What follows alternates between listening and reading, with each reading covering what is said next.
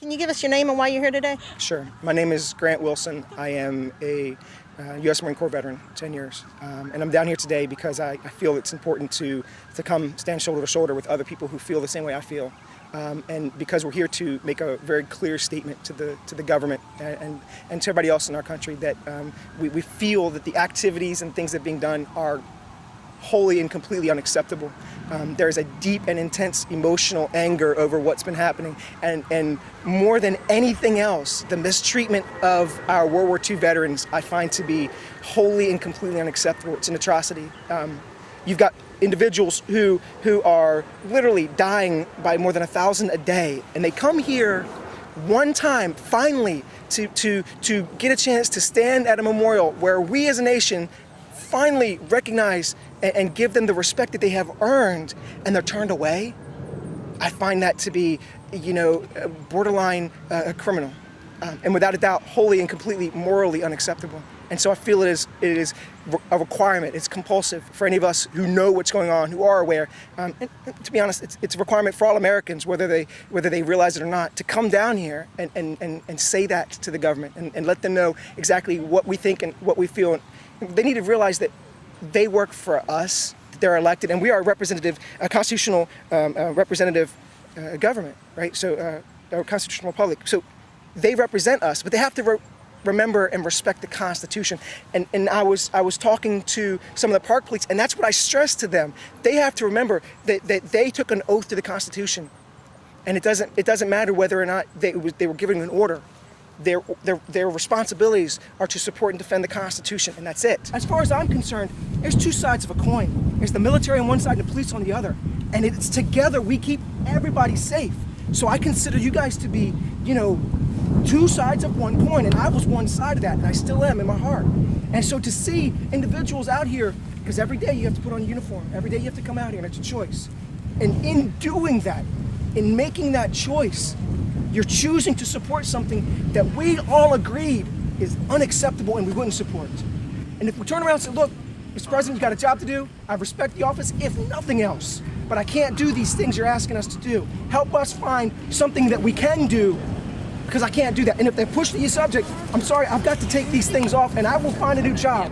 I'll tell you something else, I'd go hungry. I live on the streets first. I can't do it. And that's my heartache. And that's a lot of the heartache you see here.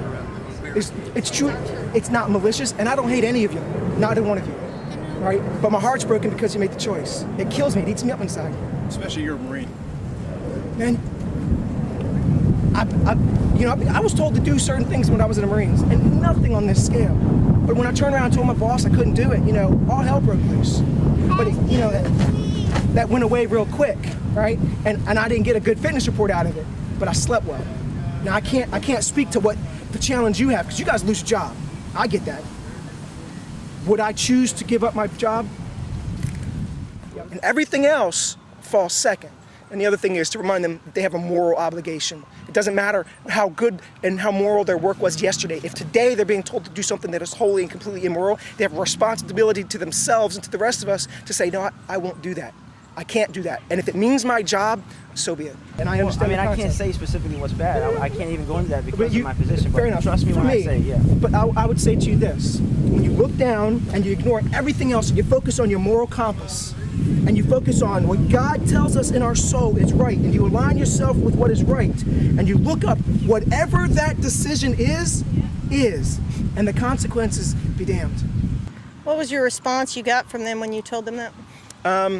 When I talked to one individual from the park police, and I could tell that he was deeply struck by it. It's not something he realized. That's a valid point. They have a program at the facility there for that exact purpose. Job or country, This and it's all about the job. This doesn't reflect that.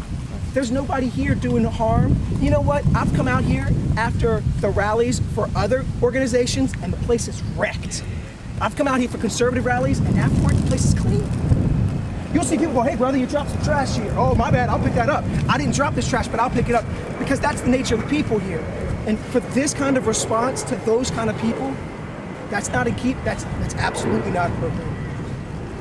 The notion that they're veterans, we got World War II veterans, more than 1,000 dying a day, and some were turned away. How can that be acceptable? Parking at the Lincoln is normal. Now I'm gonna leave you alone. I know you've got a job to do. So shake my hand. I appreciate it. Thank you. God love you, bro. Bless you. But what has to happen first is you have to have the moral integrity to stand up and do what is right. Thank you for your time. Appreciate it. Absolutely. Thank you.